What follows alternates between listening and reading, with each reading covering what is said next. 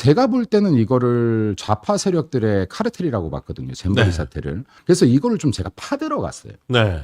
했더니 이게 골 때리는 게 너무 많이 나오는 거예요. 그죠. 그래서 제가 이거를 논평을 썼는데 네.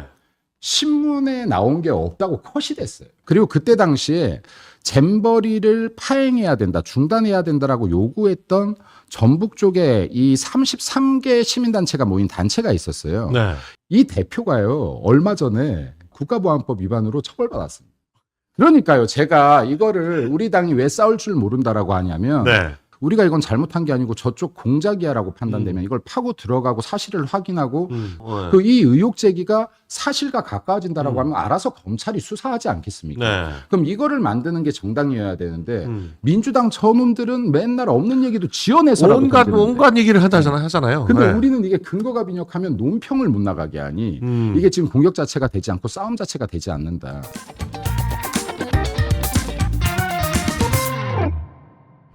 지금 출마를 그 두 번 하셨던가요? 한 번 하셨던가요? 출마는 한 번 했습니다. 21대 총선 한 번 했고요. 네. 예. 다음에는 이제 출마를 했던 걸로 봐야 되나요? 경선에서 이제 떨어졌죠. 네, 네. 자, 22대 네. 때는 그때 그러니까 경선이 제가 분당 을지역에서 21대 국회의원 선거를 나갔었고요. 네. 네, 22대에도 저는 분당 을에 나갔는데 이제 용산에 근무하시던 김은혜 의원님과 그렇죠. 네. 예. 김은혜 의원이 갑이었다가 이제 을로 네네, 그렇습니다. 안철수 안철수가 다음번에는 절대 공천 못 받을 테니까 다음번에는 확실히 되실 걸로 믿어 의심치 않겠습니다. 분당 을로 을이든 갑이든 사실 근데 어차피 분당에서 쭉 활동을 많이 하시고 계시잖아요. 지금도. 제가 네. 고향은 부산인데요. 네. 여기에 분당에서 벌써 이제 32년째 살고 있거든요. 그러니까 이제 그럼 분당이 고향이나 분당이라는 데가 생긴 게 한 30년밖에 안 됐잖아요. 그죠, 완전 네. 초창기죠. 그래서 네. 이제 제 아이들은 다 고향이 5명 다 분당이죠. 그래서 네. 이제 분당에서 활동을 많이 했는데 애들 학교도 다 분당. 네, 그렇습니다. 예. 네. 근데 이제 제가 볼 때는 이렇게 지역 이런 부분들보다 네. 좀 우리 당의 국회의원 분들이 진짜로 국가와 국민을 위하는 분들이 많이 들어왔으면 좋겠다, 이제 차기에. 네. 예, 그래서 이게 대한민국 보수 정치를 지키고 보수주의를 지키고 지금과 같이 대한민국 체제가 위협받는 일들로부터 네. 좀 이렇게 방어해내실 수 있는 분들이 많이 들어오셔서 이렇게 국민들이 이 차가운 거리에 나오지 않는 정치를 좀 하면 좋겠다라는 생각이 좀 많이 듭니다. 네. 그리고 사실 그 대변인으로 이번에 이제 임명이 되셨다가 계엄은 과천 상륙 작전이다라는 발언을 이건 어디서 하셨던 거예요? 제가 고성국 TV에서 했습니다. 예. 근데 맞는 말을 지금 와서 보면 맞는 말을 했는데 저 때만 하더라도 약간 이제 국민 여론이 아직 이렇게 계엄에 대해서 또 그리고 이런 상황이 지금 이제 헌재 재판을 하면서 많은 분들이 좀 내용을 알게 됐지만 저 때까지만 하더라도 저게 한 1월 초쯤에 하셨나요? 아니면? 저는 정확히 얘기하면요, 10월 4일부터 윤석열 대통령의 계엄이 잘못되지 않았다. 12월 3일부터. 네, 12월 4일부터 바로 싸우기 네. 시작했거든요. 그래서 저는 사실 과천 상륙작전이라는 말은 제가 한 말 중에서 굉장히 약한 말 중에 하나라고. 그러니까 이거는 좀 그냥 정제된 표현이었다. 네. 네, 근데 실제 제가 방송에 나가서도 여기 유튜브가 아니라 방송에서도 진짜로 이 계엄 사태 이후에도 민주당이 그 전에 해왔던 것들이나 지금 계엄을 할 수밖에 없었던 상황에 대해서 계속 이야기를 하는데 네. 그럼 2대2로 나오면 사실 우파도 좌파 역할인 거예요. 그렇죠. 그러니까 3대1로 계속 싸우는 건데 네. 그럼 이제 댓글이 난리가 났어요. 조심해라, 네 애들이 널 보고 뭘 배우겠냐, 온갖 악플에 시달렸죠. 근데 이제 그때 당시에는 부모님들도 니 혼자 지금 이렇게 싸우면 되냐, 이게 다 국민들이 틀렸다 하는데 니네 당의 국회의원들도 틀렸다 하는데 왜 그러냐. 그런데 안 틀렸다 내가. 근데 저는 이게 제가 이게 정치에 몸을 담은 건 6년인데 정치적으로 좀 이렇게 행동을 잘 못하는 것 같아요. 전 제가 마음에 있는 대로 하는 사람인 것 같아요. 살아왔던 것도 그렇고. 네. 근데 이게 싸우다 보니까 어느 순간에 좀 사람들이 그래도 당협위원장님들도 이제 많이 나오시고 국회의원님들 중에서도 목소리를 내는 분들이 있고 제일 큰 것은 국민들께서 나오시고. 네. 그러니까 이제 이게 힘이 생기는 거 같고 결국에는 다 모든 일이 순리대로 간다. 그러니까 이게 거짓으로 진실을 가리려고 해봐야 이것은 결국에는 손바닥으로 하늘을 막는 것이지 언제까지 가릴 수가 없는 것이더라. 네. 라는 말을 좀 드리고 싶고요. 그리고 그때 당시에 가천 상륙 작전도 제가 보기엔 그랬어요. 그냥 제가 육군 장교 출신이기도 한데요. 네. 야. 박군 장교는 어떻게 어디서 제가 하셨나요? 7사단 그 네. GOP 부대에서 아이고 제대로 진짜 빡세게 네. 제대로 하셨네요. 저 인생 굴곡 자체가 다 빡셌습니다. 아니 학군 장교 뭐 네, 그, 그렇습니다. 학군으로 하신 거죠? 네, 그 ROTC는 아니고 ROTC입니다. ROTC. 제가 돈 없고 백 없는 네. 사람만 간다는 7사단 GOP 부대에서 북한이 바라보이는 곳에서 근무했습니다. 근데 이제 이게 당시에 생각 들었던 게 정말 ROTC로 장교하시고 애 다섯이고 진짜 그냥 뭐 애국자 이게 타이틀 여기 다 박으셨네요. 아니 성간이가요. 제가 직전에 2023년 3월부터 1년 한 2개월 정도 대변인을 했었거든요. 네. 당 대변인을 했는데 그때도 성간이에 대한 공격을 굉장히 많이 했고 성간이가 그때 당시에 1000명이 넘는 진짜 이런 부정 채용들도 했었고 그렇죠. 그럼에도 불구하고 여기는 완전히 이게 성역이에요, 성역. 예, 성역인 네. 거예요. 네. 그래서 제가 성간이가 소도가 되어서는 안 된다라는 말을 수차례 논평했었어요. 그러니까 네. 이게 이렇게까지 성역이면 아무도 네. 건들지 못한 성역이면 결국엔 이게 사만 시대의 소도처럼 범죄자들이 숨어가는 곳이 된다. 그렇죠. 그러니까 대한민국에 이런 성역이 있어서는 안 된다라는 이야기를 했는데 네. 이게 막말로 대통령이 수사를 하려고 해도 수사가 안 되는 곳이었던 거 아닙니까? 네. 네. 아니 그러니까 대통령마저도 직을 걸고 해도 지금 안 됩니다. 이런 상황이 됐잖아요. 네. 그래서 제가 그때 당시에 표현이 든 게 그냥 딱 머릿속에 생각난 게 이거 인천 상륙작전뿐이 생각이 안 나. 멋있다. 네. 충분히 시도해 볼 법했다. 대한민국 대통령이라면 네. 이러한 문제가 있고 지금 대통령의 담화문을 보면은 충분히 이해가 가는 부분이었는데 왜냐하면 이게 12월 3일 날 저한테 전화가 왔어요. 제 일을 도와주시는 분 중에 비상계엄령이 떨어졌습니다. 네. 하길래 내가 저 바빠요. 장난인 줄. 아니, 진짜입니다. 그래서 아유 저한테 보고하실 때는 가짜 뉴스인지 확인은 하고 하셔야죠. 네. 하고 끊었어요. 근데 네. 카톡으로 링크가 온 거예요. 열었더니 대통령이 계엄선. 그래서 제가 이제 집으로 바로 들어갔는데 그날 이 담화문 6분짜리를 계속 봤어요. 네. 도대체 왜 지금 그리고 이렇게 빠르게 해제될 계엄을 왜? 근데 이게 최소한 이해하려면 이 6분짜리 담화문에 이 사람의 의중이 들어있겠다라고 생각을 했는데 여기에 반국가 세력이라는 용어가 4번 등장하더라고요. 네. 반국가적 행위라는 말이 1번을 등장을 하더라고요.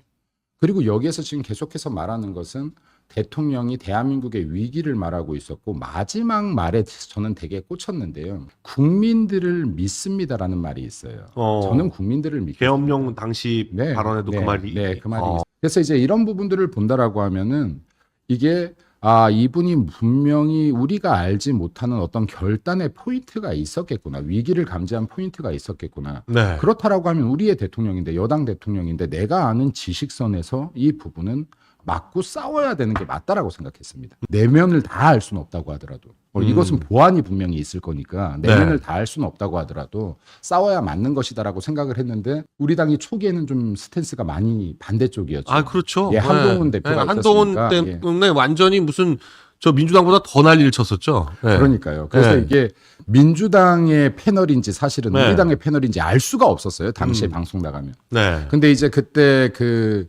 지금 가천 상륙작전 발언으로 제가 방송을 그래도 한 달에 한 적게는 50번 많게는 100번 정도 나갔었는데 네. 방송이 다 잘렸죠. 방송이 다 잘렸고요. 당에서 사실 대변인 제의가 왔을 때도 모 의원님이 전화가 오셨는데 제가 물어봤어요. 이제 그분께 당의 입장이 뭐냐? 싸우겠다는 겁니까? 아니면은 안 싸우겠다는 겁니까? 안 네. 싸우겠다는 거면 내가 대변인을 못 한다. 난 싸울 거니까. 당 대변인이 당과 다른 얘기를 할 수는 없지 않냐. 네.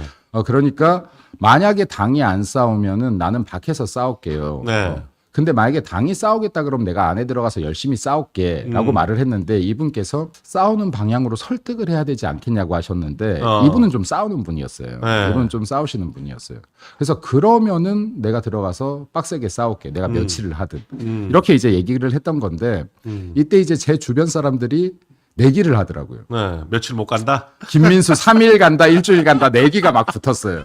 어차피 김민수는 지할 말 할 놈이니 네. 당 입장과 분명히 다를 거다. 저 3일이나 일주일뿐이 못 간다면서 막 주변에서 하지 마라 막 이러면서 3일, 일주일 막 얘기가 나왔는데 저도 제 생각에 일주일은 못 갈 것이다. 일주일은 못 갈 텐데 당의 입장과 다른 얘기를 할 거니까 그럼에도 불구하고 제가 현직 대변인으로서 한 번이라도 이야기하는 것과 현직 대변인이 아닌 상태에서 10번 얘기하는 것과 이거는 파워가 다르니 내가 3일을 달든 일주일을 달든 대변인을 하자라고 이제 결심을 내렸는데 4시간 만에 그게 임명되고 4시간 만이었네. 그날 바로였네. 네, 4시간이었는데 4시간 만에 이제 좀 이렇게 확인 전화가 왔길래 네. 이 용어에 대한 확인 전화가 왔길래 확인 전화 온 거야 뭐 너무 뻔한 얘기니까 제가 더 이상 묻지도 않고 확인을 하길래 사퇴하겠습니다 이렇게 얘기를 했어요. 그러니까 제가 사퇴하겠습니다. 네.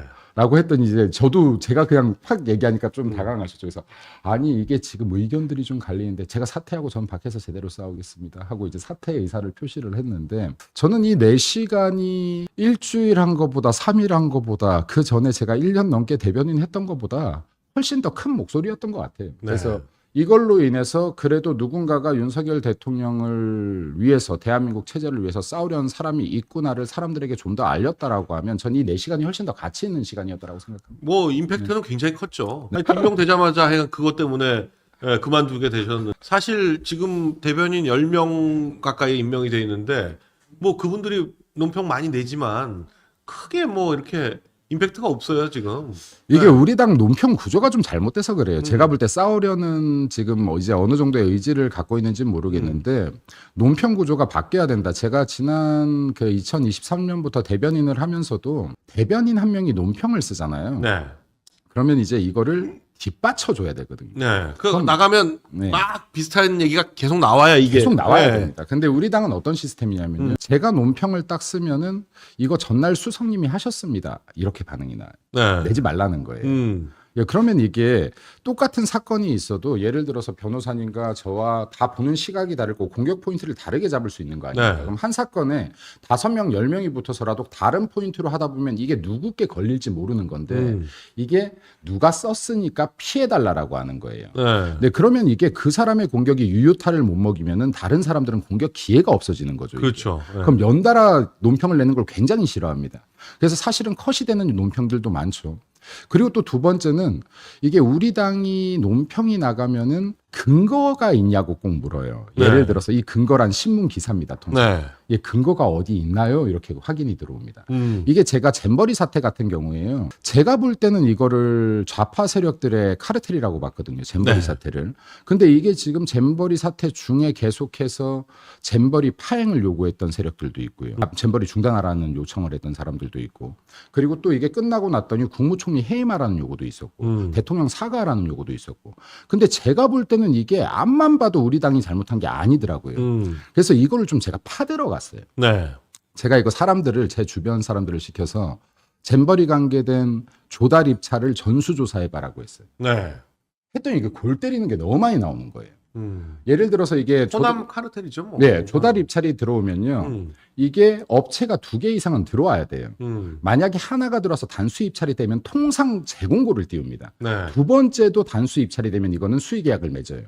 근데 이때 당시에는 보면 죄다 긴급 입찰 형태로 아주 빠르게 시간을 촉박하게 하고 입찰이 나오는 거예요. 그러고는 단수로 그냥 해버려. 예, 그러고 나서 하나가 들어오면은 재공고도 없이 그냥 계약을 맺어버리고. 이게 거의 모든 계약이 이랬는데 이건 지금 입찰 비리라고 봤어야 되는 거예요. 제가 네. 볼 때는. 아주 조직적 예. 입찰 비리죠. 그래서 제가 이거를 논평을 썼는데 네. 신문에 나온 게 없다고 컷이 됐어요. 아. 그럼 제가 취재를 할 이유가 없죠. 네. 예. 그래서 제가 이걸 펜앤드 마이크 가서 막 떠들었습니다. 네. 그랬더니 그게 며칠 있다가 SBS에서 단독을 쳤어요. 네. 예, 이게. 그리고 실제로 이게 보면은 이슈가 크게 되지 못했는데 이 입찰 비리로 걸린 건이 있긴 있습니다. 근데 제가 볼 때 이거 그냥 재물 하나 바친 거예요. 이거 완전히 다 수사 들어가야 되거든요. 네. 그리고 그때 당시에 잼버리를 파행해야 된다, 중단해야 된다라고 요구했던 전북 쪽에 이 33개 시민단체가 모인 단체가 있었어요. 네. 이것도 제가 아직까지도 이걸 추적을 했었거든요. 네. 이 대표가요, 얼마 전에, 작년이죠. 이 대표가 국가보안법 위반으로 처벌받았습니다. 그러니까요, 제가 이거를 우리 당이 왜 싸울 줄 모른다라고 하냐면, 네. 내가 감이라는 게 있잖아요, 싸우면서. 야, 이거 우리가 잘못한 게 아니야. 우리가 잘못했다는 한 것도 있을 텐데, 우리가 이건 잘못한 게 아니고 저쪽 공작이야라고 판단되면 이걸 파고 들어가고 사실을 확인하고, 그리고 우리가 수사기관이 아니잖아요. 네. 우리가 검사가 아니고 검찰이 아니잖아요. 경찰도 아니잖아요. 그럼 우리들은 합리적인 어느 정도의 의심을 의심이 가지고 있다면 뭐 이거에 얘기를 할 대해서 수 있는 의혹 거죠. 제기를 네. 할 수 있어야 되는 비판하고. 것이고 네. 그 이 의혹 제기가 사실과 가까워진다라고 하면 알아서 검찰이 수사하지 않겠습니까? 네. 그럼 이거를 만드는 게 정당이어야 되는데 민주당 저놈들은 맨날 없는 얘기도 지어내서라도 던지는데. 온갖 얘기를 하잖아요. 근데 네. 우리는 이게 근거가 빈약하면 논평을 못 나가게 하니 이게 지금 공격 자체가 되지 않고 싸움 자체가 되지 않는다. 그래서 이게 지금 우리 당의 가장 심각한 부분 중에 하나라고 저는 보는데 공보가 공격과 수비거든요. 네. 여기 지금 앞에 나와 있는 장수들 아닙니까? 공보가 여기 대변인들이. 그럼 이 사람들이 마음껏 싸울 수 있는 뒷받침이 돼줘야 된다. 예를 들어 이 사람들이 발언 실수를 했어도 그럼 당의 변호사들이 적극적으로 나서서 막아줘야 된다. 그리고 이 사람들이 공격 이거 한번 해보겠습니다. 그럼 해봐. 걱정하지 말고 당 믿고 해. 라고도 할 수 있어야 되는 것인데 대변인들을 위축되게 해버리는 문화가 된다라고 하면 이 사람들이 야 굳이 나대봐야 뭐해. 조용히 하고 내가 이력 쌓으면 되지라는 형태가 그러니까 다들 된다. 그냥 이력만 쌓는 걸로 이력서에 한 줄 쓰는 그걸로만 생각하고 마는 거죠. 제가 대변인임에도 불구하고 좀 공보실에서 써주는 글을 제가 안 봤거든요. 제가 대변인 글을 직접 쓰는데 근데 제가 이제 대변인으로서는 글을 정말 논평을 아주 미친 듯이 많이 냈던 사람 중에 한 명이에요. 하루에 뭐 많이 낼 땐 6편, 7편까지 냈는데 그럼 이제 당에서 이거를 야 잘해, 아우 훌륭하다 이렇게 하질 않아요. 논평 3개 이상 쓰지 마. 이게 그러니까 이 사람이 나가서 이걸 많이 하는 것도 보기 싫은가 봐요. 그러니까 이제 이것도 예를 들어서 어떤 조직이든 간에 더 열심히 해. 야, 너 왜 논평 하나뿐이 안 썼어? 왜 2개뿐이 안 썼어? 지금 공격할 게 이것뿐이 없어? 더해 해야 되는데 논평을 5-6개 막 쓰기 시작하니까 야, 너 논평 너무 많이 쓰는 거 아니야? 너 누구한테 돈 주고 글 쓰라고 시키는 사람이니? 이 말을 제가 처음 들은 말이고요. 돈 주고 글 쓰는 사람 쓰냐고. 누구 외부에다가 맡기냐고. 왜냐하면 글을 제가 진짜로 빨리 씁니다. 그러니까 뭐 이게 논평 근데 사실요. 논평 A4 용지 한 장 쓰는데 대변인이 이거 30-40분 안에 못 쓰면 이거 문제 있는 거 아니에요? 네, 저는 이게 문제가 있다고 봐요, 대려. 그럼 내가 대변인이 여기 앉아서 8시간 있으면 저는 항상 출근을 했거든요. 제 근무일이면. 내가 여기 8시간 앉아 있다라고 하면 이거 5-6개는 써야죠, 논평. 공격거리가 있다면 일부러 쓸 필요는 없지만. 근데 야, 논평 가급적 2-3개 이상 쓰지 마. 제가 들었던 말은 이 말이 제일 많아요. 그래서 제가 나중에는 저도 이 말을 하도 듣다 보니까 그래, 3개 이상 쓰지 말자. 이렇게 되더라고요. 그러니까 지금 이런 것들은 좀 당에서 전투적인 문화로 바꿀 필요가 있다. 다 뭐든. 그러니까 사람들이 초식동물로 만들면 안 된다 이거예요. 여기에 지금 당직자들을 계속해서 풀이나 뜨는 초식동물로 만들면 되나. 이게 지금 보수가 원래 이런 문화가 아니었고 대한민국 보수는 지금 조선시대의 문화를 자유를 더했던 이승만 대통령의 역사나 경제 변혁을 했던 박정희 대통령의 역사나 그리고 지금 더 큰 자유를 원했던 저는 민주화도 보수의 역사라고 확실하게 말을 하는데요. 민주화의 역사나 보수가 만들어왔던 대한민국의 역사는 정말로 투쟁의 역사인데 이 투쟁을 다 읽게 만들었다. 이 투쟁력을. 보수는 점잖 빼던 집단이 아니다. 대한민국 보수는 다른 나라의 보수랑 다르다. 역사 자체가 다른데요. 예, 자유를 외쳤던 역사 자체가 다르고 경제 부흥을 외쳤던 역사 자체가 다른데 어떻게 보수가 풀 뜯는 초식동물입니까? 진짜로 맹수였는데 이 맹수의 손톱 이빨을 다 뽑아놨다. 그러니까 지금 이게 보수 정당에 점점 초식 동물들만 남아서 보신주의만 남은 거죠. 네, 보수가 항상- 보신으로 지금 착각하고 있는 것 같아요. 항상 배고팠던 이 민주당이 손톱만 들이대도 꼬리부터 많은 형국을 계속 보이고 있다. 근데 지금 여전히 제가 볼 땐 보수에 싸울 수 있는 사람들이 있고 그리고 저들과 무서워하지 않고 맞설 수 있는 사람들이 있다라고 하면 이 사람들로부터 전투적인 문화를 만들어내야 된다. 왜냐하면 저희들이 정치적인 이점을 찾기 위해서 포지셔닝을 위해서 싸우라는 게 아니라 우리가 싸워야 국민을 이롭게 하는 것이다. 저는 이게 좌파 세력과 싸우지 않는 것은요. 국민에게 해가 된다라고 생각합니다. 저들이 지금 자행하고 있는 법치를 아니 무너뜨리는 그러니까 판단은 상태에 대한 판단은 국민들이 하는 거고 그럼요. 정치인들은 싸워야 되는 거죠. 맞습니다. 아니 왜냐면 정치인들이 안 싸우면 정치인들이 안 싸우고 정치인들이 안 까고 뭐 비판하지 않고 가만히 있으면 그럼 사회가 그냥 정체되고 부패되는 거예요. 그게 맞냐 틀리냐의 판단은 국민들이 하면 되는 거지. 그 판단을 왜 정치인들이 하고 있어? 정치인들이 뭐 옳고 맞은 거만 하라는 그게 말이 돼요? 제가 참 이해가 안 됐던 게 네. 저는 이게 제가 이번에 이런 말을 많이 해요. 좌파는 집단이 공격받으면 분노하고 우파는 개인이 공격당해야 분노한다. 네. 그러니까 지금 민주당은요. 우리 집단을 누가 공격하면 개떼처럼 몰려드는 난리를 거예요. 치죠. 예. 근데 보수는 집단이 공격당했어도 내가 안 당했으면 괜히 껴들지 말자. 이렇게 되는 거예요. 나를 공격하기 전까지는 분노하지 않는 거예요. 내 동료가 공격을 당하든 우리 집단이 공격을 당하든 이런 것들이 지금 문화로 정착되어 있다. 지금 여기가. 그리고 정말 싸워야 될 때 싸우는 것이 아니라 저는 깜짝 놀랐던 게 경선 과정을 치르다 보면요. 이게 어떻게 당내에서 얼마 전까지 동료였던 사람들한테 대려 칼을 겨누고 네. 밖으로는 겨누지 못하는 사람들. 그러니까 밖에서는 못 싸우는 사람들이 안에서만 싸우는 거예요, 그냥 안에서. 그래서 지금 이게 이렇게 되면은 정치라는 것이 목적을 잃은 것이다. 제가 이게 뭐 순진한 이야기를 한다라는 말들도 있지만 모든 직업에는 역할이라는 게 있는 것인데 변호사는 억울한 사람을 구하는 역할이 있는 것이고 검사는 정의를 수호하는 역할이 있는 것이고 정치는 국민을 더 잘 살게 하는 역할이 있는 것인데 정치의 목적이 국민을 더 살겠다. 이 목적 자체는 잊어버리고 내가 어떻게든 배지를 한번 달아야 된다. 이걸 한 번 더 달아야 된다. 자체가 목적으로 바뀌어 놓으니 싸워야 될 때와 싸우지 않을 때를 분간하지 못하는 사람들이 너무 넘쳐나더라. 그리고 이번에 지금 대통령 탄핵 사태에 들어와서 제가 보면서 분노하는 것은 저보다 법을 잘하시는 분들이잖아요. 네. 그리고 법이라는 거는 최소한의 상식 아닙니까? 네. 그럼 법전을 펼쳤을 때 내가 법학과를 안 나왔어도 내가 사법고시 패스를 안 했어도 일반 국민이 봤을 때 상식적으로 이해되는 것들이 기본적으로 법에 담겨 있다고 생각합니다. 네. 근데 이게 국민들의 시각으로 읽어서 이 법이 이해가 되지 않고 맞게 이행되지 않는 것 같으면 이 법은 전 잘못됐다라는 줄. 그럼에도 불구하고 지금 우리 정당 안에 사법고시 출신이 얼마나 많고, 예. 판사 출신, 검사 출신, 변호사 출신이 얼마나 많은데, 그럼 대통령의 지금 개헌권이 결코 잘못된 사용이 아니라는 것을 알고 있었을 것이고, 네. 그럼 당연히 당장 싸워야죠. 내가 윤석열 대통령이 좋든 싫든을 떠나서 싸워야죠.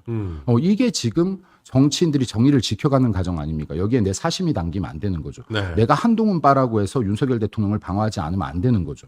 예를 들어서 지금 우리 정당에 우리 소속에 억울한 일을 당하는 사람이 발생한 거 아닙니까? 그러면 싸워야죠. 예를 들어서 저도 개인적으로는 윤석열 대통령하고 좋을 게 하나도 없어요. 네. 왜냐하면 제가 지금 성대 결절이 났는데 제가 네. 대통령 선거 때 정말 저 혼자 아침, 점심, 저녁으로 연설을 온 성남시를 다니면서 성대 결절이 왔었어요. 그때. 그리고 제가 경기도에서 대통령 득표율을 1인가 2위 했을 겁니다. 그러고 나서 제가 대통령께 받은 거는 당협위원장직에서 물러났고 공천에서 밀렸고요. 예, 아무것도 없습니다. 전 대통령한테 전화 한 통 받아본 적도 없고 커피 한 잔 마셔본 적도 없습니다. 그럼에도 불구하고 이건 대통령과의 친분의 문제가 아니고 그리고 지금 계엄하고 지금 저렇게 수세에 몰려있는 대통령이 무슨 권력이라고 힘 있다고 제가 거기 붙겠습니까? 네. 근데 이런 문제가 아니라요. 우리가 우리 손으로 뽑아놓은 대통령이 지금 좌파 세력들에 의해서 여기에 지금 잘못 몰려서 지금 이렇게 몰려가고 있는데 위법적인 이 수사 절차들에 의해서 몰려가고 있는데 이거를 보고 야 내가 괘씸한 게 있으니까 뒷짐 져야지. 나는 지금 저 사람의 정적에 줄 서 있으니까 뒷짐 져야지. 오히려 나도 저기에 공격을 가세해야지. 이런 생각을 하는 사람들이면요. 언제든지 이 사람들은 국민도 뒤통수 칠 수 있는 사람들이다. 내 안위가 제일 중요하다는 거 아닙니까? 그럼 이런 사람들은 전 정치하면 안 된다고 봅니다. 윤석열 대통령이 네. 대통령 돼서 제일 호가호위하고 이득 본 게 한동훈인데 그 한동훈이 지금 뒤통수가 아니라 그냥 뭐 탄핵을 앞장서 가지고 지금 탄핵을 시킨 거 아니에요? 제가 얼마 전에 그나마 유일하게 남아있는 방송이 하나 있어요. 라디오 방송이. KBC 강주 방송인데요. 아 거기선 또 불러요? 아니, 희한하네. 거기는 제가 네. 1년 반 정도 됐는데 제가 PD한테 먼저 연락을 했어요. 네. 부담스러우시면 네. 그러니까 이게 부담될 수 있으니까 사실은 제가 방송들에도 미리 연락을 한 곳들이 많습니다. 네. 제가 이런 뉴스가 나왔으니까 혹시라도 부담되면 작가님 이거 저 빼셔도 됩니다 하고 연락을 했어요. 왜냐하면 전화하기 불편할 거니까. 근데 이제 광주 방송은 제가 나와서 싸울 때 시청률이 오르니까. 높답니다. 그러고 나서 광주 방송 나와서 막 저처럼 싸운 사람이 없으니까 시청률이 엄청 높답니다. 그래서 안 놔줍니다. 근데 얼마 전에 광주 방송 나갔을 때도 한동훈 대표 복귀설이 나오는 거예요. 네. 근데 저는 여기 직설적으로 얘기했습니다. 복귀가 아니라 탈당을 해야 되더라고요. 네. 그러니까 출당을 시켜야 되는데 예. 지금 출당이 그러니까 아니라 지금- 탈당해야지. 예. 예. 왜냐면은 정말로 한동훈 대표 때문에 저는 이번 지금 이 계엄 사태가 기울어진 운동장에서 싸움이 시작됐다고 생각하거든요. 네. 지금 여기 수많은 국민들을 나오게 한 장본인이 전 한동훈이라고 봅니다. 왜냐면요. 본인이 헌법재판관 아니잖아요. 네. 예, 본인 당대표잖아요. 그럼 감히 위헌 위법이라를 규정하면 안 되죠. 이게 이재명 대표가 위헌적 계엄입니다 한 건 힘이 없어요. 말에. 야당 대표니까 그러려니 하죠. 근데 우리 여당 대표가요. 대통령의 행위가 위헌입니다 하는 순간 이건 어마어마한 힘이 실리는 거예요. 네. 네, 여기에서부터 지금 기울어진 운동장에서 싸우게 만들었다. 대통령이 지금 계엄령을 선포한 분명히 이유가 있을 것인데 이 이유를 제대로 말하기도 전에 기울어진 운동장을 만들고 싸우게 만들었다. 그러니까 지금 이런 홍정원한테 부분은- 속아가지고 자기 체포에 하라 그랬다고 떠들어대는 바람에 지금 이렇게 된 거 아니에요? 그러니까 그게 얼마나 네. 예를 들어 담이 없습니까? 만약에 저희 같은 사람들한테 누가 총살하라고 시켰대라고 하면 아 진짜 하고 믿지도 않았을 것 같아요. 이건 담의 문제가 아닌가 생각돼요. 그걸 어떻게 믿습니까? 그러니까요. 예. 지금 이거 21세기 대한민국에 그것도 보수주의에서 좌파가 저격하려고 했다 그러면 제가 가능성이 있다라고 봐요. 공산주의의 역사가 그러니 숙청의 역사이고 학살의 역사이니. 근데 지금 어떻게 민주진영에 있는 대통령이 누구를 암살을 할 수가 있습니까? 예. 그리고 누굴 체포해서 뭐 누구를 어떻게- 체포할 수 있습니까? 아니 홍장원한테 그런 얘기를 듣는 순간 그 김종혁을 통해 가지고 아마 그렇게 들은 모양인데 의심을 해야죠. 홍장원이 뭐 하는 사람인데 왜 이런 소리를 하지? 그러니까. 대통령이 왜 이 사람한테 이런 얘기를 했지? 말이 안 되는 거 아닌가? 이런 생각을 해야지. 아주 믿을 만한 소식통한테 들었는데 이렇다더라 하면서 제일 떠들고 다녔잖아요. 이 초반에. 홍장훈이라는 사람이 네. 보니까 이 거짓말을 진짜 잘하더라고요. 제가 이번에 아니, 그 사람은 존재가 거짓말인 사람이에요. 아니 저랑 얘기니까. 페이스북에 한번 붙었어요. 네. 제가 지금 엊그저께. 네. 왜냐하면 제가 지난주에 방송에 나가서 이제 앵커께서 뭐 질문을 하신 거예요. 네. 홍장훈 이 사람의 이렇게 증언들이 바뀌고 있는데 네. 이 사람이 트로이 목마 역할을 하는 거 아닙니까? 이렇게 물으셨어요. 네. 그래서 제가 트로이 목마는 너무 미화한 것 같고 그냥 간첩질을 하고 있는 것 같습니다라고 제가 발언을 했습니다. 네. 그랬더니 이 양반이 방송에 나와서요. CBS에 나와서 김민수라는 분당에서 정치하는 사람이 자기를 북한에서 보낸 빨갱이라고 했다라는 네.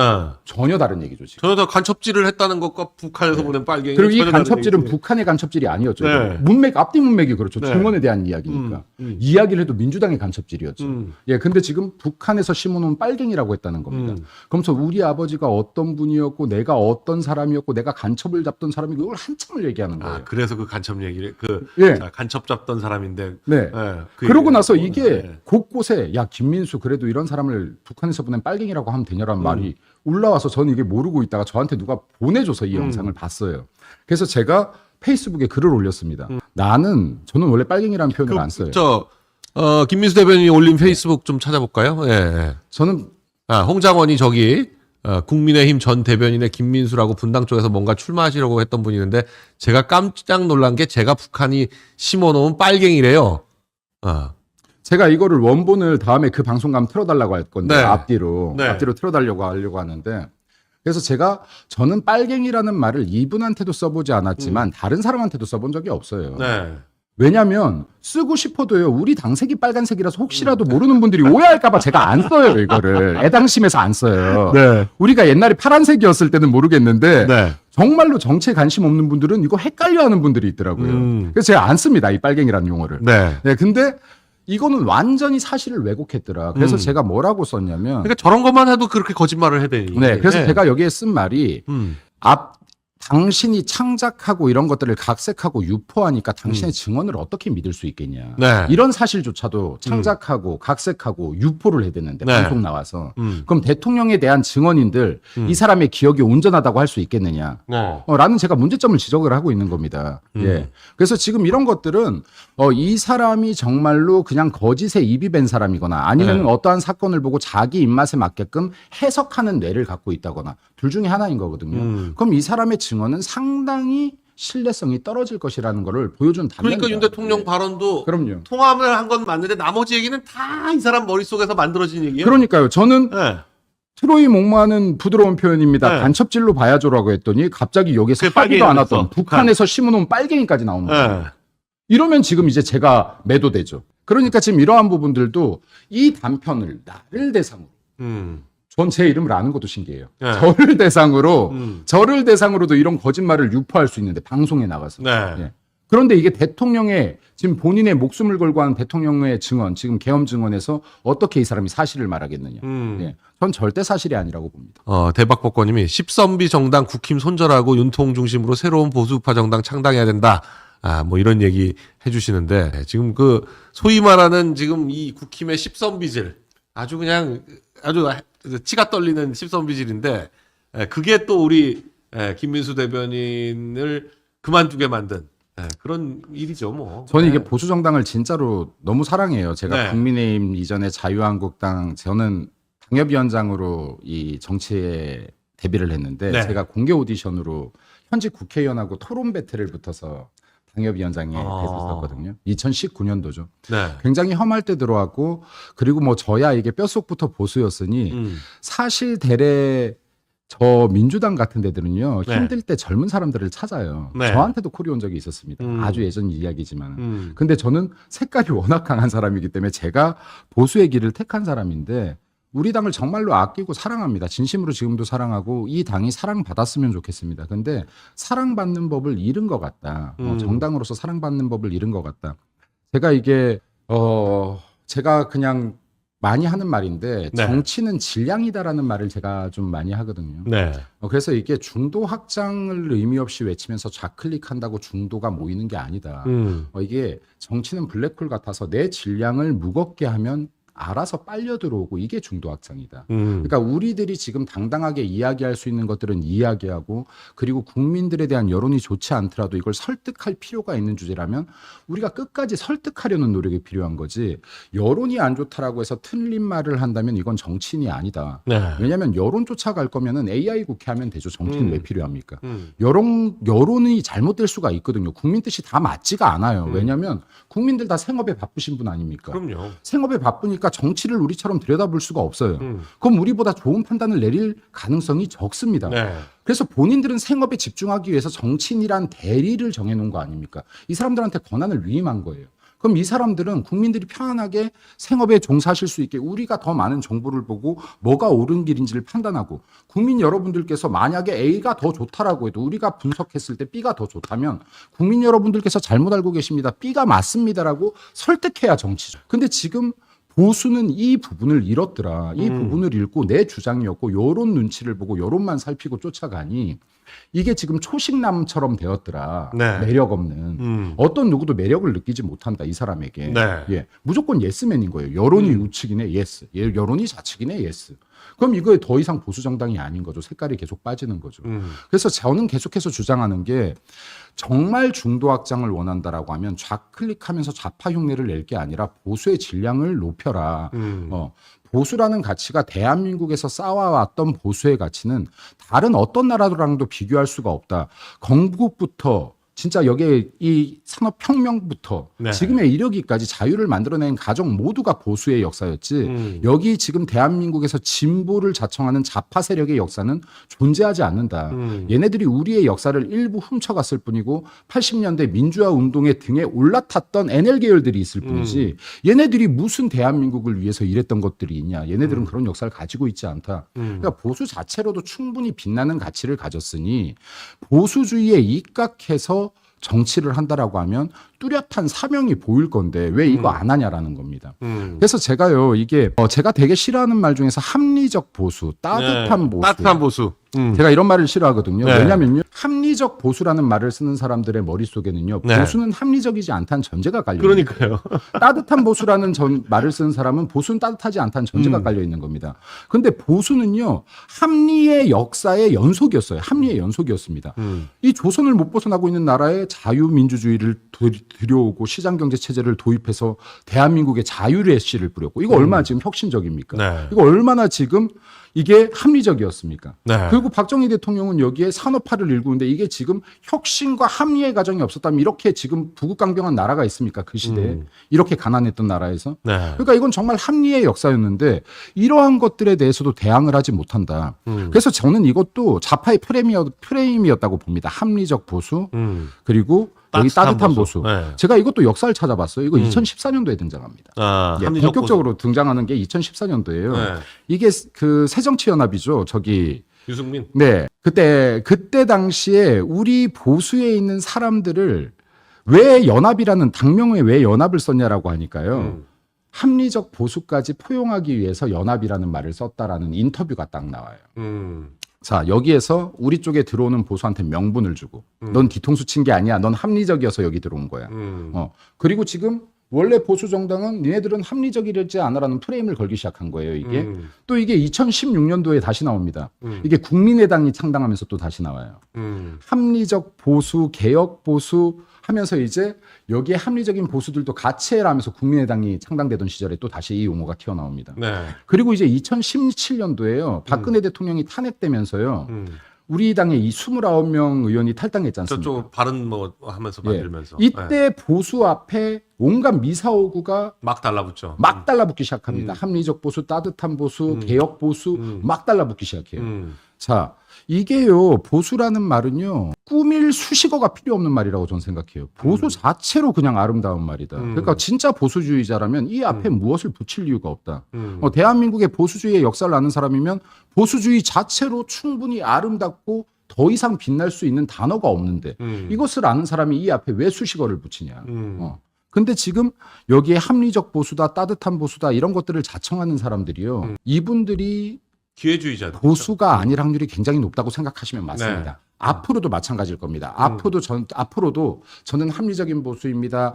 저는 개혁적 보수입니다. 저는 따뜻한 보수입니다. 이 우리의 보수주의 앞에 뭔가 미사오구를 붙이는 정치인이 등장한다면 경계하십시오. 그러면 제가 볼 때 8, 90%는 이 사람의 성향이 진짜 보수인지 아닌지 감별해낼 수 있습니다. 아니, 나 중도야 하는 사람들이 되게 잡하잖아요. 네. 그럼요. 저 중도는 존재하지 않죠. 네. 중도 뭐 지금 뭐 말씀하시는 것 하나하나가 정말 뭐 너무나 마음에 꽂혀서 정말 100%, 200% 지금 동의하고 싶은 그런 기분인데요.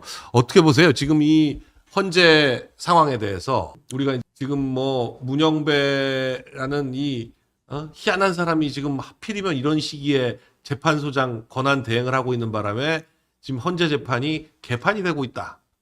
지금 그렇게 얘기가 되고 있는데 어떻습니까? 저는 이게 계엄 네. 초기부터 이 얘기를 했는데요. 이게 네. 지금 대통령의 탄핵 문제가 아니고 계엄의 문제도 아니다. 네. 이거는 지금 체제 전쟁이란 말을 아마 제가 가장 빨리 썼던 것 같습니다. 네. 이거 지금 대한민국 체제 전쟁이란 말을 가장 빨리 썼던 것 같은데요.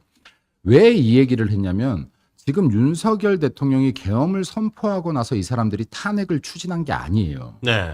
원래부터 탄핵하려고 그랬죠? 네. 네. 근데 그 계획된 시점을 찾아보시면요. 네. 이것도 재밌습니다. 어. 대통령이 당선이 되고 나서 취임을 하지도 않았는데 이때부터 탄핵준비위원회라는 게 꾸려져요. 네. 대통령을 끌어내릴 준비위원회가 꾸려집니다. 그리고 이 친구들이 지금 작년 6월이었나요? 7월이었나요? 국회 게시판에 탄핵 청원을 올리기 시작해요. 네. 예, 탄핵 청원을 올리고 100만 명이 넘어가니까 민주당에서 봐라, 윤석열 탄핵에 대해서 100만 명 이상이 동의했으니까 탄핵 청문회를 열자라는 막 이런 헛소리까지 합니다. 네. 근데 이때 당시요, 탄핵 청원을 주도했던 사람이 권오혁이라고 아시죠? 네. 권오혁이라고 이 사람이 촛불행동의 공동대표 아닙니까? 이 사람이 국가보안법 당시 5범짜리였어요. 네. 자, 국가보안법이요. 말이 좋아 국가보안법이지 간첩죄예요. 네. 예, 그럼 국가보안법 5범짜리인데 이번 1월에 이 사람 또 지금 간첩죄를 조금 상세하게 나눠놓은 게 국가보안법이죠. 네. 네. 저 이것도 좀 설명드리고 싶어요. 네. 이것도 법조인의 관점이 아닌 것에서 좀 설명드릴게요. 조금 이따가. 이 부분도요. 예를 들어서 이 사람이 이번 1월에도 지금 국가보안법 위반으로 1년 반인가 2년 징역을 받았습니다. 그럼 네. 이제 이게 확정되면 6범이 되는 거죠. 아까 제가 간첩이나 준한다라고 말씀을 드렸던 건 이유가 뭐냐면 국가보안법에서 간첩죄가 이 국가보안법 안에 간첩죄가 적용돼서 간첩이라고 부를 수 있으려면 대한민국의 어떠한 정보나 이런 것들을 북으로 넘겨야 되는 거 아닙니까? 명확한 증거가 있어야 되는 거 아닙니까? 결국에는 정보나 물건을 훔쳐서 북으로 보내야지 간첩 아닙니까? 네. 자, 근데요, 제가 변호사님을 정말 아끼는 제 부하라고 잠깐 가정을 하겠습니다. 내가 이 사람을 정말 아끼면 이 사람한테 물건 훔쳐오라는 잡범을 시키겠습니까? 가서 내 정신을 교육하라는 일을 시키겠습니까? 그러니까 전 지금 이 국가보안법이 잘못 설계됐다라고 보는 겁니다. 예를 들어서요, 물건 훔쳐오는 사람은 이 사람이 실패해도 또 보내면 됩니다. 그리고 돈만 줘도 구할 수 있어요. 야, 너 이거 훔쳐와. 돈 좀 줄게. 해도 구할 수 있습니다. 근데요, 내 사상을 전파하는 사람은요, 내 사상을 정말 제대로 이해하고 있는 사람이어야 되는 거 아닙니까? 내가 믿는 사람이어야 되는 거 아닙니까? 근데 지금 이런 선전 행위를 하고 있는 사람들, 그럼 찬양, 고무를 하고 있는 사람들, 저는 이 사람들이 훨씬 더 중한 범죄라고 보는 겁니다. 물건을 훔쳐간 것보다요. 왜냐하면 이거 정말 단순한 관점 아닙니까? 제가 회사도 운영하고 있는데 제가 무언가 이런 업무, 단순 업무, 물건 훔쳐와, 뭐해? 이런 걸 시킨다면 이거는 내가 굳이 믿을 필요가 없어요, 이 사람을. 예, 근데 내 정신을 교육하고 군대에서도 정훈 장교들은요. 가장 이 정신을 정확히 알고 있는 사람이어야지만. 근데 이런 사람들은 지금 국보법이라는 이 국보법 전가라는 걸로 간첩이라 부르지 못하고 있는 거예요. 네. 예, 지금 이걸 5번, 6번 반복해도 그러는 겁니다.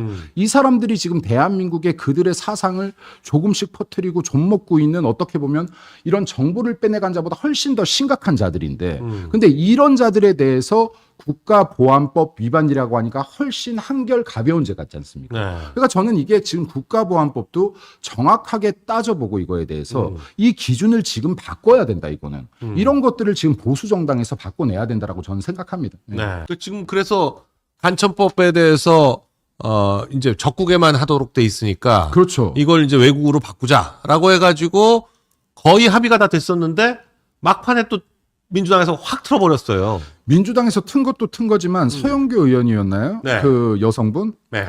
이 사람 같은 경우는 요즘 세상에 간첩이 어딨냐는 발언을 했더라고요. 아 그걸 안철수 말고 또 한 사람 네. 그 서영교도 그 말을 이런 했어요. 무식한 사람들이 국회의원을 하고 있으면 됩니까? 이건 둘 중에 하나라고 봅니다. 네. 뉴스를 보지 않거나 음. 아니면 같은 패거나. 그러니까 그 예. 일부러 말을 헛소리를 하는 거죠. 일부러 거짓말하는 왜냐면요, 거죠. 지금 이게 네. 대공수 사건이 작년 3월에 경찰에게 완전히 넘어갔죠. 네. 그리고 나서 작년 11월에요. 대공수 사건이 완전히 넘어간 이후에 경찰이 처음으로 간첩을 잡았습니다. 네. 그러니까 이게 국가보안법 위반자가 아니라 간첩을 잡았어요. 네. 그럼 이게 지금 11월에 뉴스가 나옵니다. 간첩 잡힌 거 지금 작년 11월에도 뉴스가 있었죠. 그리고 지금 여기 창원 간첩단 사건도 있었죠. 네. 그리고 제주 간첩단 사건도 있었죠. 그리고 지금 민노총에서 북한의 지령문을 102건이나 받고 이대로 실행했다라는 것도 이 사람도 지금 유죄 판결들 계속 나왔지 않습니까? 네. 그럼에도 불구하고 지금 서영교 의원이나 간첩이 없다라고 주장하는 분들은 둘 중에 하나다. 정치하는 사람들이 이렇게 대한민국 돌아가는 상황을 모른다면 이건 직무유기요. 그걸 알면서도 간첩이 없다라고 주장한 거면 간첩의 활동에 동조하는 자들이다. 그러니까 이런 사람들에 대해서는 아니면 본인이 간첩이거나. 네, 그 말도 하고 싶습니다. 네, 본인이 간첩이거나. 네. 그러니까 지금 이러한 것들을 명확하게 얘기해야 된다. 국회의원이라는 사람들이 요즘 세상에 간첩이 어디 있어요라고 하니까 국민들도 그래 요즘 세상에 간첩이 어디 있어라는 말도 안 되는 생각을 하고 있는 거 아닙니까? 지금 대한민국은요. 바다에 둘러싸여져 있는 게 아니라 공산 국가에 둘러싸여져 있는 나라입니다. 네. 그럼에도 불구하고 지금 공산주의의 간첩들이 대한민국에 없을 것이다라는 안이란 생각을 하면 이게 가장 위험한 생각이다. 위기는 내가 직면했을 때 진짜 위험이 아니라 위기가 직면했는데도 이걸 외면할 때 이게 진짜 위험인데 근데 지금 대한민국 국민들은 예서 외면하는 단계로 들어간 것 같아요. 네. 예, 그리고 이것에는 지금 민주당이 끊임없이 이야기했던 가짜 뉴스들이 한몫을 한다. 북한을 계속 가까이 보게 만들고 북한에 대한 경계를 풀게 만들고 이거 문재인 정권 당시에 이거 케이블 방송사들에다가 다 북한 관련 방송하면 가점 10점 줬지 않습니까? 예, 편성권에 이거 가점 10점을 줬습니다. 이것도 법 위반입니다. 정확히는. 이때 문재인 정권 당시에 북한 관계된 방송들이 굉장히 많이 나왔던 이유가 이것 때문이에요. 가점 10점. 그럼 가점 10점이 얼마나 큰 거냐면요. 가짜 뉴스 나머지 뭐 감점이 있어도 이거 하나로 다 회복되는 거죠. 가짜 뉴스 감점이 제가 알기로 4점일 겁니다. 예, 가짜 뉴스 큰 걸 터뜨려도 이게 마이너스 4점인가 그럴 거예요. 근데 가산점이 10점이나 되니까 앞다퉈 북한 관련 방송들 편성했던 거 아닙니까? 그러다 보니까 북한 관련된 드라마도 나오고 북한이 친구가 돼버린 거예요. 그 5년 동안에. 경각심이 완전히 무너진 겁니다. 국민 정신의 경각심을 무너뜨렸고 군대에서는 물리력의 이 국방력을 무너뜨렸고요. 뭐 GP도 철수시켜버리고 그리고 9.19 군사합의로 대한민국 하늘을 뺏기고 네.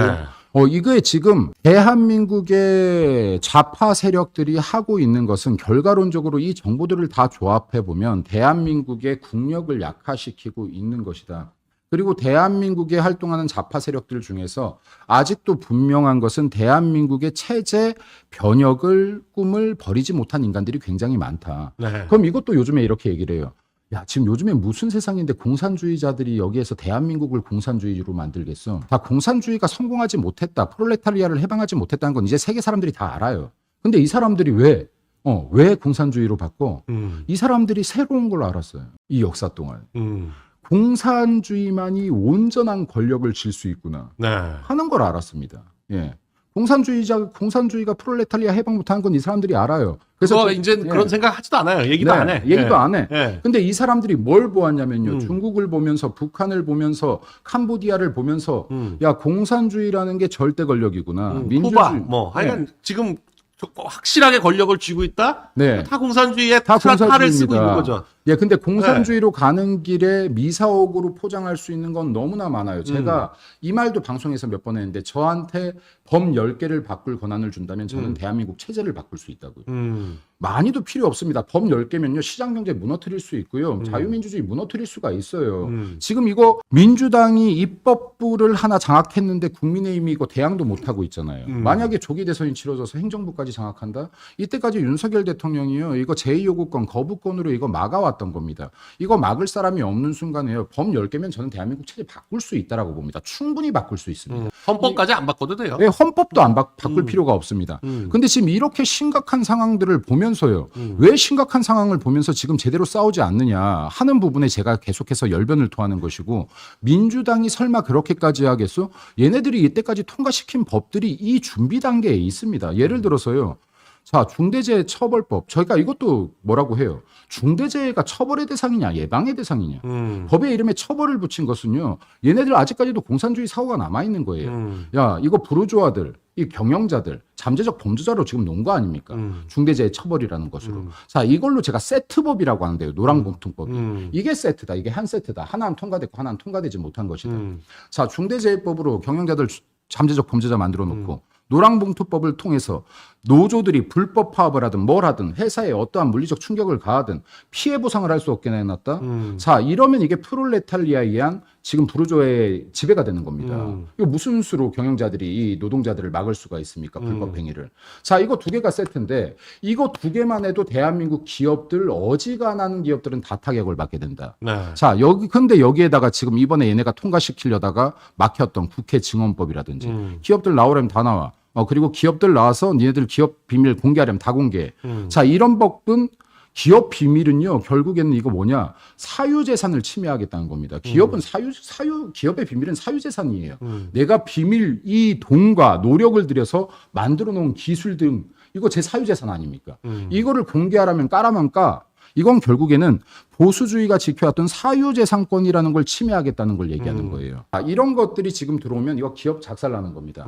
여기서 민주당이 이때까지 얘기하고 있는 최저임금법에서 15,000원, 18,000원 한꺼번에 올리겠다라고 한다거나 주 4일제를 주장한다거나 아까 지금 이 정도 5개만 해도요. 이거 기업들 작살내는 거 한순간입니다. 대한민국 시장경제 바로 무너뜨리는 무너져요. 거예요. 네. 근데 지금 이 쉬운 일을요.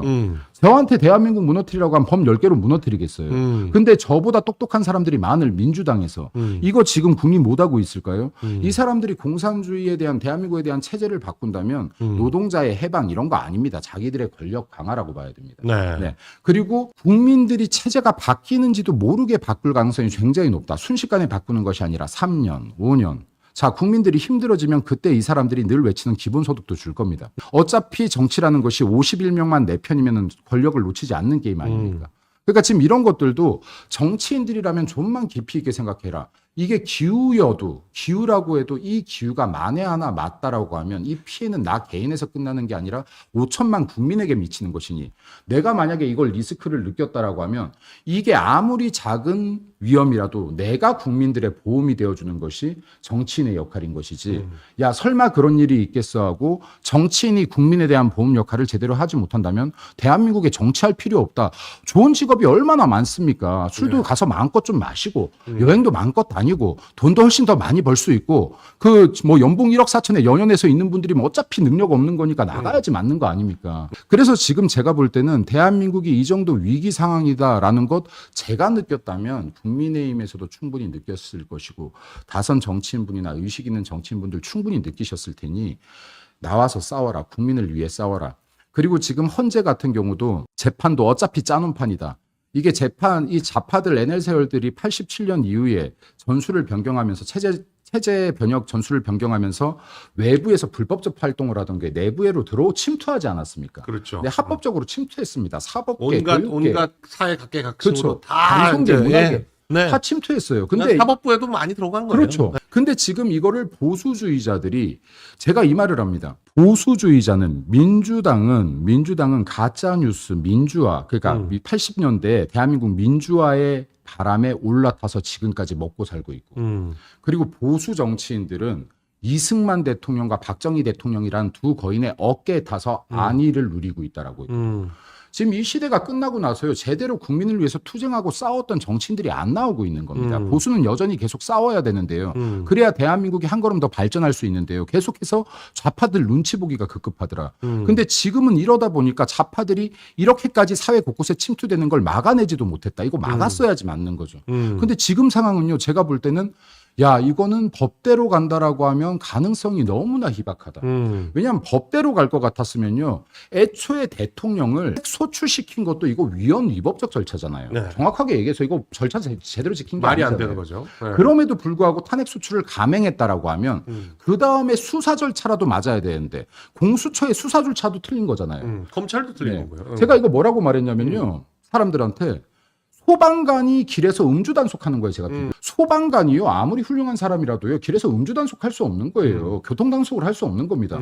이 쉬운 논리를 왜 모르냐고요. 야, 그럼 공수처는 그냥 수사 권한이 없다니까요. 근데 그 권한 없는 공수처가 어떻게 감히 대한민국의 대통령을 불법 수사를 하고 불법 체포를 합니까?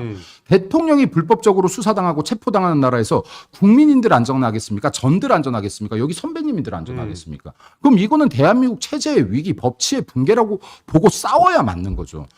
네. 정말 공수처 말씀 잘하셨네요. 소방관이 음주 단속하는 거랑 같다 하는 말이 정말 머리에 쏙 들어오는데 사실 소방관도 소방법과 관련해서 특별사법경찰권이 있거든요. 네. 그러니까 소방관이 소방법을 걸어가지고 내란죄를 수사하는 거예요. 그러니까 말도 안 되는, 말도 안 되는 상황이에요. 말도 안 되는 상황을 하는 거야. 그래서 제가 계속 싸우라고 하는 게요. 저는 사실 이게 당에 들어와서 저는 이게 평화주의자입니다. 제가 당내에서 이렇게 소리를 지르거나 언성을 높이거나 한 적도 없고요. 그리고 제 방송에 나와서 민주당과는 싸워도 우리 당에 대해서 비판을 방송에서 해본 적은 없습니다. 네. 당 안에서 내도. 네. 이런 것들 좀 바뀌어야 되지 않느냐. 당 안에서는 소리를 내도요. 왜냐하면 전 밖에 나와서 당을 비판하는 건 자기 정치라고 생각합니다. 그래서 이걸 해본 적이 없어요. 근데 지금 이때까지 지금 이렇게 열렬히 열을 내는 것은요. 이거 미국에서 베스트셀러였던 책이 있습니다. How Democracies Die라고 너무 유명한 책이죠. 민주주의는 어떻게 죽는가인데 우리나라에서 번역될 때는 민주주의가 어떻게 무너지는가로 번역돼서 들어온 책입니다. 이 책을 쓴 사람이 하버드대 교수이기도 하고 정치학자이기도 한데요. 이 사람의 책을 보다 보면은 이 구절이 나옵니다. 민주주의를 국민들이 지킬 수 있다고 생각하는 것은 큰 착각이다라고 얘기를 합니다. 국민들은 민주주의를 지켜낼 힘이 없다라고 얘기해요. 그러면서 나치를 비교를 듭니다. 나치 정당은 국민의 2%뿐이 지지를 받지 못하는 당이었다. 그럼에도 불구하고 누구 때문에 기득권에 있는 정치인들의 도움으로 이 사람은 히틀러가 당선이 될 수 있었다. 이 사람이 독재자가 될 수 있었다. 그리고요, 베네수엘라 같은 경우도 실제로 여기에 98년도에 보면 국민들의 여론조사를 했는데 민주주의를 원했던 사람들이 60%가 넘습니다. 독재를 원했던 사람들이 25%에 불과해요. 근데 베네수엘라 독재로 넘어갔죠. 넘어갔습니다. 국민은 이미 권력을 정치인들에게 위임했기 때문에 목소리는 낼 수 있으나 힘이 없다. 민주주의를 무너지는 걸 막아낼 힘이 없다. 지킬 힘이 없다. 이거를 지켜야 되는 사람은 이 권력을 받은 정치인이어야 된다라고 얘기합니다. 힘 있는 정치인들이 의식을 갖고 용기를 가지고 민주주의가 붕괴될 때 맞서 싸우지 않는다면 민주주의가 붕괴됨을 경고하고 있습니다. 다른 나라도 아니고 미국에서 정치학자가요. 유명한. 예, 제가 이 부분도요. 지금 국민들께서 얼마나 나와서 싸우고 계십니까? 정말 처절할 정도로 싸우고 있거든요. 저는 국민들은 이미 목숨 걸고 싸울 만치 다 싸우고 있으니 국민들은 할 수 있는 모든 걸 다 하고 있다. 이제 정치인들이 나서서 제대로 해야 된다. 네, 이젠 정치인들이 목숨 걸고 민주주의를 지키기 위해서 싸울 때이다. 그러니까 이게 내가 지금도 내가 정치적 어디에 줄을 서야지 이익이 남을까? 아니, 대한민국이 있어야 정치도 있고 내 자리도 있는 거 아닙니까? 근데 제가 볼 때는 이번 민주당의 행태는 기존 문재인 때와도 또 다르다. 얘네들이 나름 이러한 카르텔이 완성이 돼 있구나. 완성이 돼 있고 아직 수면 위로 올라올 때가 아니었을지 모르는데 윤석열 대통령의 담화문을 통해서 반국가 세력이란 말이 4번이나 나왔고 반국가 세력을 타도해야 된다라고 했었으니 만약에 윤석열 대통령을 죽이지 못한다면 여기서 이거 대통령이 거꾸로 반국가 세력에 대한 수사가 들어갈 거거든요. 조치가 들어갈 겁니다. 지금 본인들의 생존의 위협을 느끼니까 지금 수면 위로 전 다 튀어 올라왔다고 봅니다. 그리고 지금 목숨을 걸고 싸우고 있다, 이 사람들이. 네. 지금 법이 절차가 안 맞아도 국민 여론이 안 좋아도 그냥 무턱대고 어쨌든 윤석열을 죽여야 된다라는 목적 하나를 두고 지금 싸우고 있다. 상대방들이 목숨 걸고 싸우고 있는데 지금 우리가 느슨하게 허리띠 풀고 싸우려고 하면 이 사람들을 어떻게 이기냐. 이길 수 있는 방법이 없다. 그러니까 지금 이게 다른 생각하지 말고 조기 대선 뭐 이런 생각하지 말고 지금 어떻게 해야 윤석열 대통령을 구할 수 있고 그리고 어떻게 해야 대한민국을 지킬 수 있는지를 먼저 생각해야 정치인들이 지금 국민들을 지키는 길이다. 그리고 제가 말하는 게 한낱 작은 가능성의 기후라고 할지라도요. 전 기후라고 생각 안 합니다. 기후라고 생각 안 합니다. 근데 기후라고 할지라도 이게 작은 리스크가라도 감지가 됐다면 우리가 국민들의 보험 역할이 돼줘야 되는 것이다. 네. 내가 아무리 운전 잘해서요 자동차 사고 안 낼 자신 있어도 책임보험 들고 종합보험 드는 거 아닙니까? 국민들의 책임보험 정치인이고요. 종합보험 정치인 아닙니까? 네. 그럼 저희들이 이거 싸워야 맞는 것이죠. 싸워야 맞는 것인데 네. 지금 이제 국민의힘 의원분들께서 많이 싸우시기 시작한 것 그나마, 같습니다. 네. 네. 그나마 오늘도 현재 40여 명 넘는 의원들이 네. 갔고 또 토요일 날 또 원내위원장들도 행진도 하고 맞습니다. 네, 이게 뭐 이제 좀 깨어치기 시작했어요. 네, 그래서 이분들의 싸움이 네. 지금 저는 박수를 정말로 보내드리고 싶고 거기 계신 한 분 한 분 제가 너무 좋아하는 분들이기도 하고 존경하는 분들이기도 한데 최근에 제가 막 싸우라고 난리들을 쳤거든요. 네. 근데 이분들뿐만이 아니라 아직 움직이지 못하고 아직 용기를 내지 못하고 계신 분들도 일어서라 여기 본인의 역할이 무엇인지 다시 한번 생각해 본다면 싸워야 될 그 자체로 명분이 될 거라고 생각이 듭니다.